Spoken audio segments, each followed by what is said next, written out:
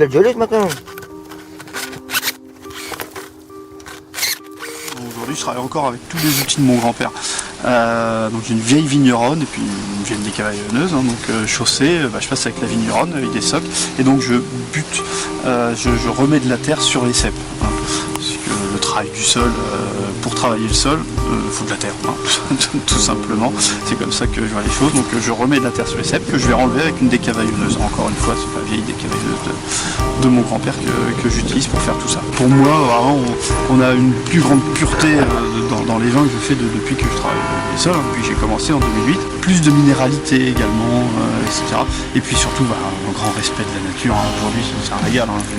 Je me promène dans les vignes, voilà, il y a une collection de mauvaises herbes, pour peu qu'elles soient mauvaises. Hein. Il y en a qui disent que c'est de la mauvaise herbe, mais aujourd'hui, il y a plein de choses. Quoi. Les grasses, des fraises sauvages, des choses. C'est génial, quoi. Le travail du sol. Voilà, ça permet de restituer aussi de la vie au sol, etc. La vinification en blanc, quelle qu'elle soit, finalement, on a peu de levier en termes de vinif. Donc l'important, c'est le raisin et le pressurage, on va dire, mais le raisin, c'est très très important. Donc moi, je sais que sur mes chenins, j'utilise différentes méthodes, un peu différentes que sur mes cabernets francs. Donc par exemple, je n'épointe plus mes vignes de chenin, donc j'entortille, etc. Donc là, c'est pour éviter d'avoir peut-être un trop gros développement foliaire finalement, d'avoir juste de ce qu'il faut, mais pas d'en avoir trop. Donc alors normalement, ça arrive à bien s'équilibrer quand on fait comme ça. Et puis deuxième chose, j'essaye d'exposer au mieux les grappes donc au soleil en effeuillant. Moi, j'effeuille systématiquement à la main. Je trouve que les machines enlèvent trop de feuilles, des feuilles qui sont encore utiles. Donc à la main, au moins, on peut sélectionner les feuilles qu'on enlève. Et de plus, je conserve systématiquement la feuille de la grappe. C'est-à-dire en face de la grappe, il y a une feuille et je conserve systématiquement cette feuille-là parce que aromatiquement, elle apporte un plus. C'est l'alimentation directe du raisin qu'on doit garder vraiment, à mon sens. Après, c'est énormément de boulot. Clairement, cabernet franc, on est toujours un peu sur la limite, quoi. On a des arômes, c'est pour ça qu'on ne fait pas forcément la majorité dans le monde entier ou même tout en France, c'est qu'on est toujours sur une aromatique qui peut régulièrement aller dans le végétal ou tout au moins sur le poivron. Nous, et c'est pour ça qu'on est bien dans le Val-de-Loire, c'est qu'on sait sublimer le poivron.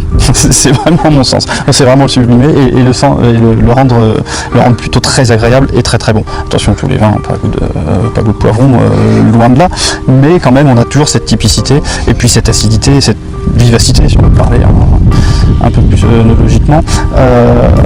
C'est ce qui fait la richesse en même temps de nos vins, mais c'est aussi ce qui peut faire la faiblesse de vins pour d'autres régions. C'est pas habituel, par exemple.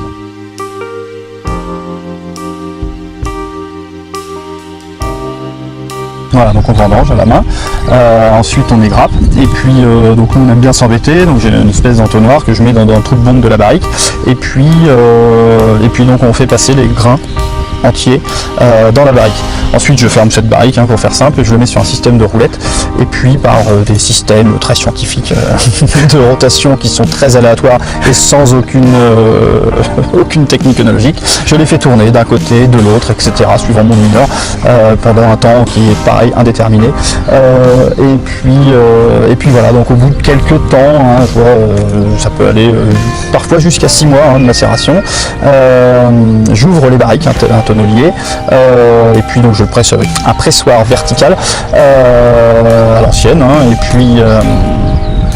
et puis après je referme les barriques et je remets entièrement le vin dans la barrique, et ceci pendant à peu près 30 mois quand même.